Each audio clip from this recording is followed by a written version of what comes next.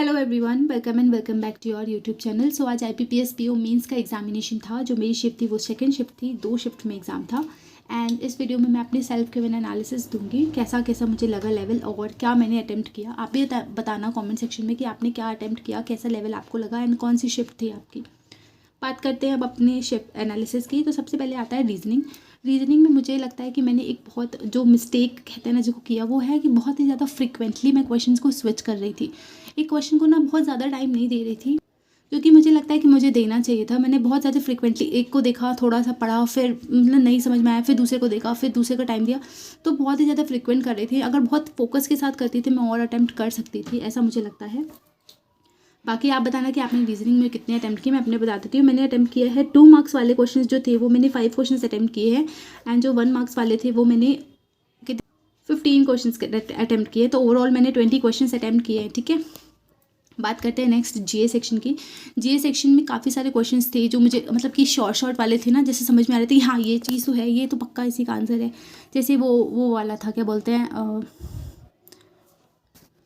Blue financing वाला जो था एक्सिस बैंक का था, तो उसमें IFSC था 500 मिलियन वाला, वो मुझे पता था।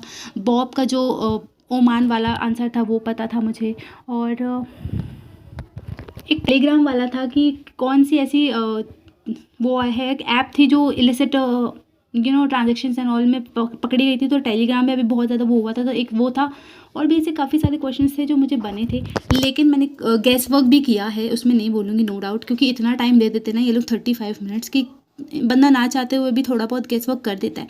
एक होता है ना कि बार बार पढ़ रहे हैं उसी क्वेश्चन को और स्ट्रॉन्ग फीलिंग आती है तो फिर वो टिक कर देते हैं। तो उसमें भी मैंने कुछ क्वेश्चंस किए हैं, लेकिन येस कुछ क्वेश्चन है जिसमें बहुत श्योर हूँ। ओवरऑल मैंने जीए में 29 क्वेश्चंस को अटैम्प्ट किया है। अब देखते हैं कि कितनी ज़्यादा एक्यूरेसी रहती है, उसी पे पूरा खेल रहता है। बात करते हैं इंग्लिश की। तो इंग्लिश के जो क्वेश्चंस थे 2 मार्क्स वाले मैंने पूरे 5 क्वेश्चंस किए हैं। थोड़ी सी अनसर्टेन हूँ मैं इसमें, हो सकता है एक दो गलत हो, बिकॉज वो जो पैराग्राफ वाला था उसमें मेरे को थोड़ा सा डाउट हो रहा था। ठीक है, तो वो किया तो है मैंने, पर मुझे थोड़ा सा डाउट है उसमें। और बात करते हैं 1 मार्क्स वाले की। तो 1 मार्क्स वाले भी थोड़े से कन्फ्यूजिंग थे। पैराजंबल वाला मैंने नहीं सीक्वेंस बैठाया, क्योंकि मेरे को वो दोनों RCs पढ़ने में इतना टाइम लग गया कि मैंने वो पैराजंबल वाला पूरा कंप्लीट नहीं कर पाया। पर पैराजंबल में जो सीक्वेंस को जमाने वाला क्वेश्चन था वो मैंने किया था, ओपनिंग स्टेटमेंट वाला किया था, मतलब ऐसे 1-2 नंबर निकालने की कोशिश की थी, पर पूरा कंप्लीट नहीं कर पाई थी पैराजंबल के क्वेश्चन को।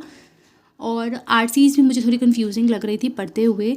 मतलब पढ़ तो लो, आप उसको समझ भी लो, लेकिन जब वो क्वेश्चन से मैच करने की बारी आती ना तो वो चीज़ नहीं हो रही थी, वैसा वाला हो रहा था मेरे साथ। पर फिर भी मैंने ओवरऑल 22 क्वेश्चंस किए हैं 1 मार्क्स के। अब देखते हैं कि कैसा होता है। सो इंग्लिश में मैंने टोटल 27 क्वेश्चंस को अटैम्प्ट किया है। ठीक है, बात करते हैं क्वांट्स की। क्या ही बात करूँ यार, मेरे को सच में बता रही हूँ मैं, आज सच में मेरे को रोना सा आ गया था। क्वांट्स में ऐसा लग रहा था कि शायद मैं कुछ भी अटैम्प्ट नहीं करके आऊँगी। लिटरली मैंने 2 नंबर के क्वेश्चंस किए थे, एक नंबर वाले जो थे वो 2 क्वेश्चंस मात्र किए थे। मैं सिर्फ क्वेश्चंस ढूंढती जा रही हूँ, मुझे मिल जाए मिल जाए मिल जाए मिल जाए, नहीं मिल रहा था। 25 मिनट्स ओवर हो गए थे एंड मुझे लग रहा था कि गया मेरे हाथ से क्वांट्स का सेक्शन ही गया, मेरे को सेक्शनल भी क्लियर नहीं हो गया, ऐसा वाला हो रहा था सिस्टम। फिर मैंने अपने आप को बिल्कुल थोड़ा सा समझाया कि नहीं ऐसे नहीं हो सकता है, बिल्कुल नहीं छोड़ सकते हैं, थोड़ा सा मोटिवेट किया उस वक्त। एंड फिर से ढूंढने निकल गई कि कुछ क्वेश्चंस मिलेंगे, थोड़ा बहुत ट्राई किया सॉल्व करने की। उसके बाद जाकर वो नंबर सीरीज़ वाला क्वेश्चन जो था ना 2 नंबर वाले में, वो चीज़ मैंने ऑप्शंस के थ्रू जब सेट किया तो ऑप्शंस के थ्रू वो सेट हो गया था। एंड फिर मैंने उसको क्वेश्चन को किया, उसके जो थे बाकी की और वाले, और जो पहली वाली DI थी ना, अगर उसको मैंने ध्यान से देखा होता तो पता नहीं मैं कितनी बेवकूफ़ हूँ, उसको ध्यान से क्यों नहीं देखा मैंने, वो भी हो जाती।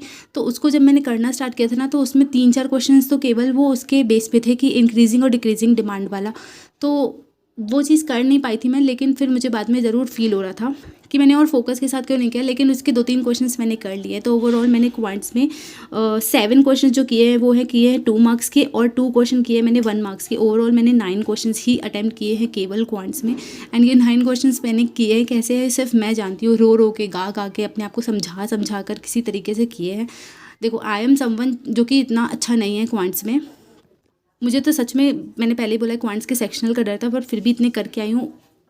गैस वर्क नहीं किया है, बट ठीक है, मतलब लक ख़राब होती ना तो कुछ भी हो सकता है। बाकी देखते हैं क्वांट्स में। अब इस आज इस वाले एग्ज़ाम से मुझे एक चीज़ तो ज़रूर क्वांट्स में समझ में आ गई है कि मेरी ना अंडरस्टैंडिंग क्वांट्स में थोड़ी कम है, उस चीज़ पे वर्क करने की नीड है। मतलब मुझे क्वेश्चंस कहीं ना कहीं बनते हैं, मैं थोड़ा सा और अपने आप को वर्क करूँगी ना, थोड़ा सा और इस पर प्रैक्टिस करूँगी तो थोड़ी इम्प्रूवमेंट आ सकती है। आज के एग्ज़ाम से मुझे ऐसा फील हुआ है।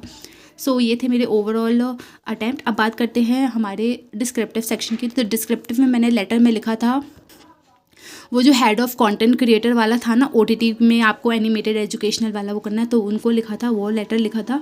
उसकी तो पूरी वर्ड लिमिट हो गई थी, लेकिन ऐसे वाली पूरी वर्ड लिमिट नहीं हो पाई थी। वो क्लाइमेट चेंज पे मैंने लिखा था, पर वर्ड लिमिट रह गई थी मेरी। एग्जैक्ट मुझे नहीं याद है, क्योंकि जब मैंने लास्ट देखा था तो थोड़ा टाइम बचा हुआ था और 160 वर्ड समथिंग बचे थे मेरे, ठीक है। तो पता नहीं अब कितने बचे होंगे, उसके बाद मैंने टाइप किया था।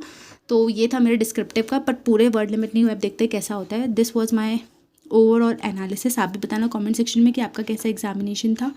एंड बस अब इस चैप्टर को क्लोज करके SBI PO and SBI clerk पे लग जाएंगे, ठीक है।